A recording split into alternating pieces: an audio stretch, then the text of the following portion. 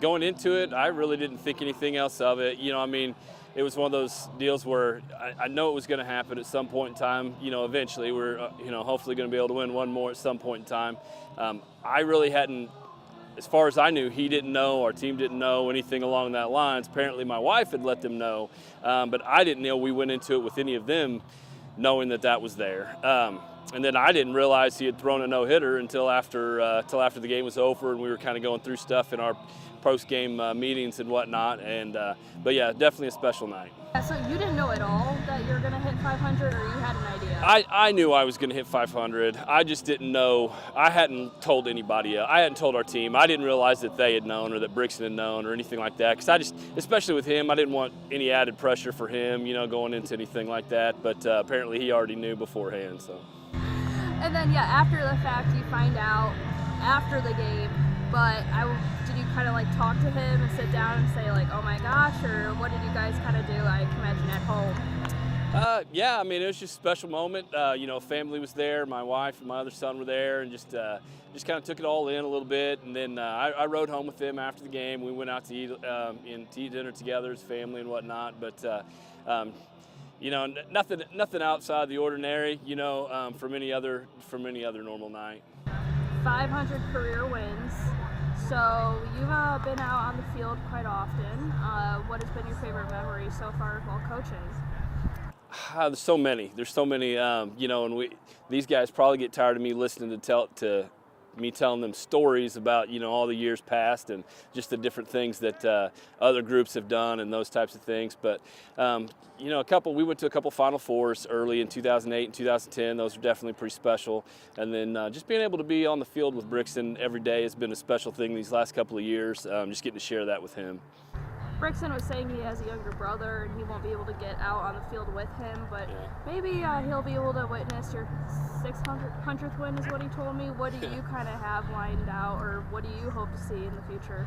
Yeah, he's a 7th grader this year, so they won't ever get to play at the same time, but a little sibling rivalry last night as we got home, and Beckett, which is the younger one, did just make mention that for my 600th he was going to be able to throw a perfect game instead of a no-hitter, so he kind of put that out there early last night. So. That's hilarious. Yeah, even though you said that you didn't know if they would have any pressure going into it, Brixton said that he didn't feel any pressure. He just wanted to get that win for you and play like they would usually play. So what does that mean to you, knowing that they wanted to go out there and do it for you?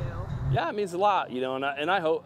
These guys are a group of competitors. They want to go out and win, all the time. We try to talk about taking distractions out and all that kind of stuff anyway, and just being able to not focus on who we're playing at any given time. And this game you can play against the game itself a little bit, and if we can put our best effort out there every day, then we're going to have success. So I think that they're pretty good about doing that.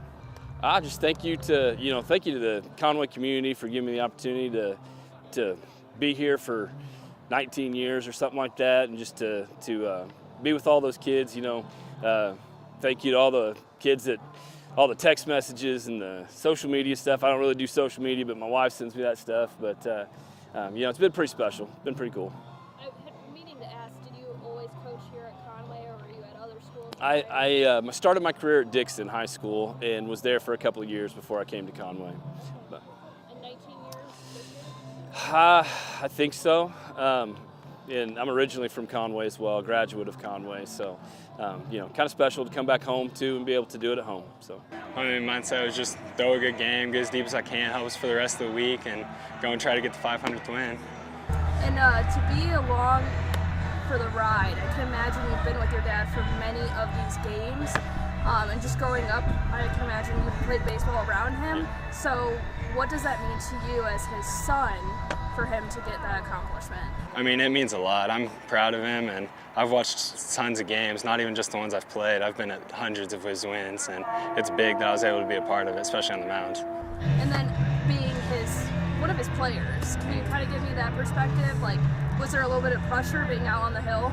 No, there's no pressure. It's not his first game I've played for him as my coach. It's even when we're home, it's just dad. I see him as dad on the field. I don't see him as coach. Can you tell me one of your favorite memories of him being your coach? Last night was pretty special. Hit my first home run, round third, seeing him was pretty special. What do you hope to see from your dad from here on out? I mean, it's some big accomplishments. I'm hoping he can reach 600, 700. My little brother's coming up. I'm hoping he can get 600 with him. That'd be really special. How old's your brother? He's in 7th grade, so I won't play with him, but I mean, it worked out in my favor, and I definitely had to stay locked in. We had some big offensive innings. It was tough to sit there and wait until go back out on the mound, but I had to stay locked in, and it was big.